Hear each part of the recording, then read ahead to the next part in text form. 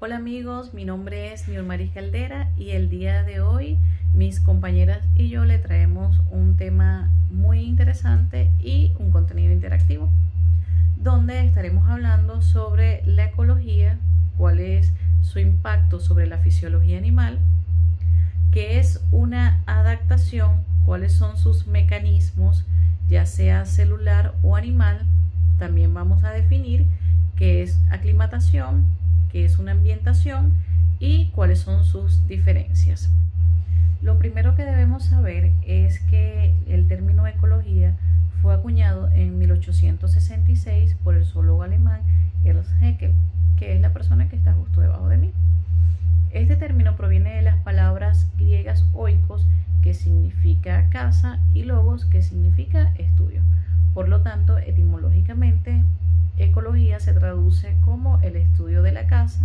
La ecología no es más que una rama de la biología, la cual se encarga del estudio científico de las interacciones existentes entre los seres vivos u organismos y el medio ambiente que los rodea. Esta centra sus objetivos en explicar la distribución, abundancia y organización de los seres vivos en la Tierra y cómo estos conforman un ecosistema. También podemos definir los ecosistemas como un sistema biológico complejo, los cuales están conformados por una comunidad de seres vivos y el medio físico donde viven. Estos interactúan y se relacionan de una forma muy dinámica. Los ecosistemas están formados por dos elementos, los cuales son el elemento biótico y el abiótico. Los elementos bióticos, como su palabra lo indica, van a ser todos los elementos que tengan vida, como por ejemplo las plantas, los animales, las algas, las bacterias. Y el término abiótico es el medio físico químico que no contiene vida. Por ejemplo, el sol, la temperatura, el pH, el agua. En la imagen que tenemos a mi izquierda tenemos unos ejemplos de estos dos elementos. Los ecosistemas los podemos clasificar principalmente según el medio físico donde se desarrollan o según el grado de intervención humana. Por ejemplo, los ecosistemas terrestres van a conformar todos aquellos organismos que viven y se desarrollan en la corteza terrestre o en el subsuelo. En este tipo de ecosistemas, la distribución de los seres vivos viene determinada por ciertos factores, como lo van a ser las precipitaciones, la temperatura y la altitud. Entre estos podemos mencionar bosques y selva. Aquí vamos a encontrar altas precipitaciones y biodiversidad. También se encuentran las sabanas, las cuales predominan pastizales y hierba con un clima árido estacional. También tenemos los desiertos, donde vamos a encontrar muy bajas precipitaciones, y los organismos que viven acá son los que están adaptados a una temperatura extrema y a la escasez de agua. Por otra parte, tenemos las tundras, que son regiones frías con un subsuelo congelado, lo cual impide la proliferación o crecimiento de bacterias. Los ecosistemas acuáticos se caracterizan por la presencia de agua como principal componente. Estos son los más abundantes del planeta, ya que conforman el 75% de los ecosistemas conocidos. Entre ellos podemos mencionar los de agua salada, los cuales ocupan la mayor parte del planeta, como por ejemplo los océanos y los arrecifes de coral. También están los de agua dulce, donde vamos a encontrar bajas concentraciones de sal. Además, estos se clasifican según el movimiento del agua, como por ejemplo en lagos, lagunas, ríos y riachuelos. Por otra parte, tenemos los ecosistemas mixtos. Estos van a combinar el medio acuático con el terrestre, y aquí vamos a encontrar fluctuaciones de humedad. Entre ellos tenemos lo que son los humedales. Estos humedales no son más que áreas que se encuentran inundadas o saturadas temporalmente. Además de esto, también tenemos los manglares, los cuales van a ser zonas de encuentro entre el océano y tierra firme, y estas se ven influenciadas por la marea. En los ecosistemas también podemos mencionar los ecosistemas artificiales, los cuales vienen a ser los que han sido influenciados por la mano del hombre. Entre ellos podemos mencionar los ecosistemas urbanos, los ecosistemas agrícolas y los embalses. Mientras que los ecosistemas microbianos van a ser todos aquellos organismos que se encuentran a nivel microscópico. Esto lo podemos evidenciar en la imagen que está a mi izquierda. Estos organismos habitan todos los ecosistemas, pueden ser acuáticos o terrestres. También habitan animales y también a humanos, como es en el caso de la flora intestinal. Los ecosistemas subterráneos se ubican en la superficie terrestre y en ellos habitan los organismos que están adaptados a la oscuridad. Un ejemplo de este ecosistema son las cuevas. Impacto de la ecología en la fisiología animal.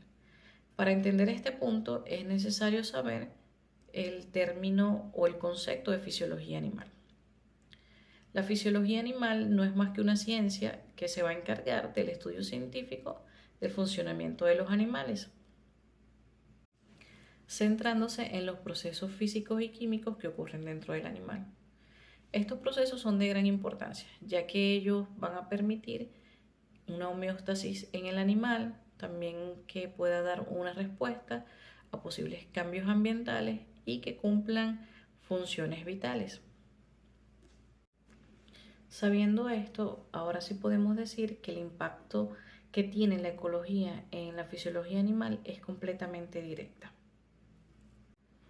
Esto se debe a que la ecología actúa como el principal elemento que moldea las condiciones ambientales donde el animal vive y se desarrolla, e internamente va a modificar su funcionamiento para adaptarse a ese entorno.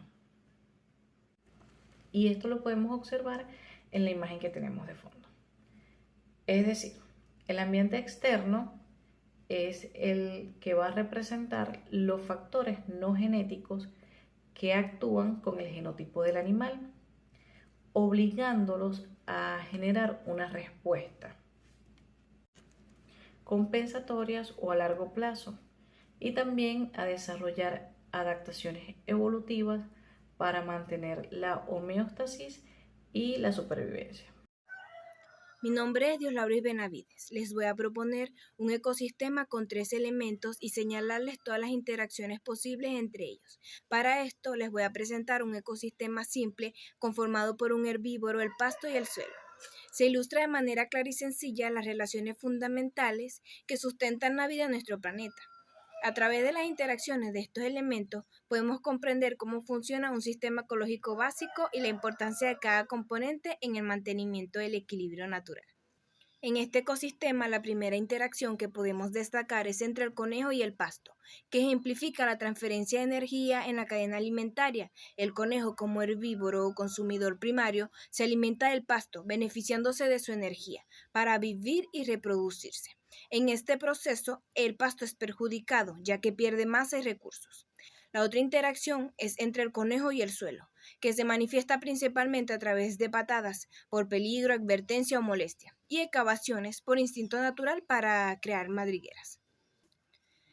Ahora bien, cuando el conejo muere, se produce un cambio significativo en este ecosistema. Su cuerpo se convierte en un recurso para otros organismos como insectos, hongos y pequeños carroñeros. Estos descomponen la materia orgánica, liberando nutrientes de vuelta al suelo, lo que favorece el crecimiento del pasto, cerrando así un ciclo vital y de muerte que sustenta la continuidad de la vida. Otra interacción, aunque no es directa, en un sentido físico, es el impacto del sol como elemento abiótico que tiene un papel central en todo el ecosistema. Sin la energía solar, el pasto no crecería, los animales no tendrían alimento y la estructura del ecosistema colapsaría. El siguiente punto a tratar es la adaptación, que se refieren a cambios o características que permitan a un organismo sobrevivir y reproducirse eficazmente en su entorno. Es decir, la adaptación es una respuesta que el ser vivo desarrolla, ya sea a través de cambios anatómicos, fisiológicos o comportamentales. Estos mecanismos le dan ventaja para enfrentarse a condiciones ambientales como temperaturas, disponibilidad de alimentos, agua, presencia de depredadores o condiciones climáticas. Se puede hablar de adaptaciones como la capacidad de conservar agua en áreas áridas, como por ejemplo el camello. Este animal puede concentrar su orina y reducir la pérdida de agua, permitiéndole sobrevivir en desiertos extremadamente secos. Otra adaptación es en ambientes fríos como la morsa. Su capa espesa de grasa le ayuda a aislarse del frío extremo del Ártico. Y en el caso de la tilapia, una clase de pez que puede tolerar aguas salobres y contaminadas, ayudándola a sobrevivir en ambientes con cambios de calidad del agua. Mi nombre es Wilmary Caldera. A continuación vamos a seguir explorando del tema número 4 y 5, como es el mecanismo de adaptación celular. El mecanismo de adaptación celular es la capacidad que tienen las células para modificar su estructura y función en respuesta a cambios en su entorno, ya sean fisiológicas normales o patológicas anormales. Estas adaptaciones son generalmente reversibles y buscan mantener la homeostasis celular frente a un estrés moderado. Existen 4 mecanismos principales, como podemos observar aquí en la imagen. La primera es la hiperplasia, que se encarga del aumento del número de las células. La segunda es la hipertrofia, que se encarga del aumento del tamaño de las células. Tenemos la atrofia, que se encarga de la disminución del tamaño de las células. Y por último tenemos la metaplasia, que son cambios irreversibles de una célula adulta por otro tipo de célula adulta pero diferente. A continuación le voy a presentar algunos ejemplos de estas células. Como primer ejemplo, en la hipertrofia fisiológica tenemos un perro de trineo que es entrenado para estirar cargas pesadas, que desarrolla una hipertrofia muscular para aumentar su fuerza y resistencia. En el otro ejemplo tenemos la hipertrofia patológica, que es el útero de una yegua que está gestando para aumentar su tamaño para darle cabida al feto en desarrollo. Tenemos un ejemplo de la hiperplasia, que es una próstata en perros machos. Esto se ve en perros no castrados, ya sea por envejecimiento, irritación o cambios hormonales. Como último ejemplo, tenemos la atrofia, que es una lesión crónica como la artritis en perros, como se puede observar allí en la imagen. La metaplasia escamosa causa daños crónicos por irritantes como el humo del tabaco en el tracto respiratorio. La metaplasia intestinal causa inflamación crónica en el estómago, ya sea por irritación prolongada. Y por último tenemos la metaplasia ósea, que es causada por la formación del hueso en el interior del ojo, ya sea por inflamaciones o irritación ocular. También le vamos a hablar sobre el mecanismo de adaptación celular, que son procesos evolutivos que mejoran la capacidad de un organismo para sobrevivir y así producirse en entornos específicos. Estos mecanismos incluyen a lo largo de las generaciones que incluye el camuflaje, la migración, la invernación y algunas adaptaciones de alimentos. En la siguiente imagen le voy a mostrar algunos ejemplos. Como primer ejemplo tenemos la adaptación de genética y población, que estas son las adaptaciones a lo largo plazo que ocurren de muchas generaciones a través del proceso de selección animal. Como segundo ejemplo tenemos la adaptación morfológica, que se refiere al cambio físico o estructura del animal, como por ejemplo el camuflaje en el oso polar del animal. Otro ejemplo que podemos observar en la imagen es el mimetismo, donde una especie inofensiva imita a una especie peligrosa. Por último ejemplo tenemos la forma corporal, cuerpos hidrodinámicos en mamíferos marinos. Mi nombre es Alejandra Bermúdez y continuando con nuestro video interactivo les hablaré sobre la ambientación y la aclimatación. La ambientación en el ámbito de la fisiología se refiere al estudio de cómo el entorno físico como la temperatura, la humedad, la contaminación y la altitud afecta en las funciones fisiológicas de los animales. En la imagen podemos observar una unidad de producción lechera en la cual intervino la mano del hombre para mejorar la producción, ya que el bienestar animal y la productividad se llevan muy bien de la mano. Acá en esta parte podemos encontrarnos con esta imagen que tenemos acá arriba. Vemos que es una unidad de producción animal a temprana edad en la cual nos estamos consiguiendo con la termorregulación artificial para los polluelos. Esto es una técnica que se emplea porque ellos no son capaces de termorregular su temperatura. Y entonces con esta práctica podemos apoyarlos y aumentar la supervivencia en los polluelos de engorde e inicio. Acá en la parte de abajo podemos conseguirnos con esta imagen de esta producción avícola en la etapa de pollos de engorde. Sabemos que ellos generan una temperatura muy elevada en esta etapa y si no tienen un buen espacio podemos generar mortalidad por estrés por calor. Siguiendo con el contenido tenemos la aclimatación, que es un proceso por el cual un organismo se ajusta fisiológicamente a los cambios que ocurren en el medio. ¿A qué se refiere esto? Se refiere a cuando un individuo se adapta a los cambios a los cuales es sometido en los diferentes espacios donde se encuentre. Estos ajustes son temporales o reversibles cuando los cambios vuelven a la normalidad. En estos ejemplos podemos tener animales con estrés por calor, que son cuando los animales endotermos desarrollan mecanismos para disipar el exceso de calor y evitar la hipertermia, produciendo vasodilatación periférica para facilitar la pérdida de calor. También tenemos la aclimatación a la altitud, que son animales trasladados a grandes alturas y su organismo aumenta la frecuencia respiratoria y cardíaca para poder adaptarse en el medio donde se encuentran. Esto ocurre cuando en esos sitios la presión parcial de oxígeno por su altitud es mucho menor y los animales aumentan su frecuencia respiratoria y cardíaca para poder captar mejor el oxígeno del medio donde se encuentran. A largo plazo se aumenta la producción de hemoglobina, glóbulos rojos y hematocritos para aumentar la captación de oxígeno a nivel sanguíneo. Como relevancia veterinaria podemos decir que la falta de aclimatación conlleva a mal de altura o, en términos médicos, edema pulmonar bovino. A diferencia de la aclimatación al frío, aumenta su producción metabólica basal formando más depósitos de grasa subcutánea. Entre estos animales podemos conseguir las ovejas que aumentan su metabolismo basal para crear más depósitos grasos que actúen como aislante de manera subcutánea.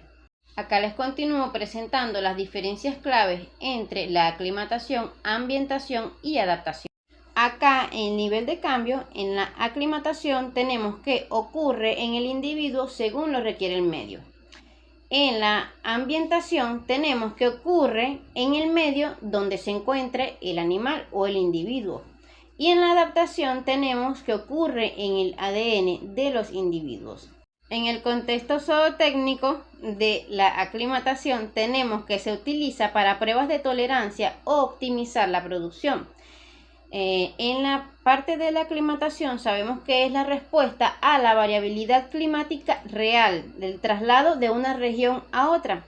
Y en la adaptación tenemos que es logrado por los años transmitiéndose en la generación. En los mecanismos tenemos que la aclimatación es el cambio de un individuo en un ambiente natural. En la ambientación, el hombre es quien adapta y crea un ambiente propicio y controlado para los animales. Y en la parte de la adaptación tenemos la selección natural, donde los menos aptos mueren y los más aptos se reproducen, configurando el código genético de generación en generación. Este es todo nuestro video interactivo, espero que haya sido de su agrado y que la información les haya gustado.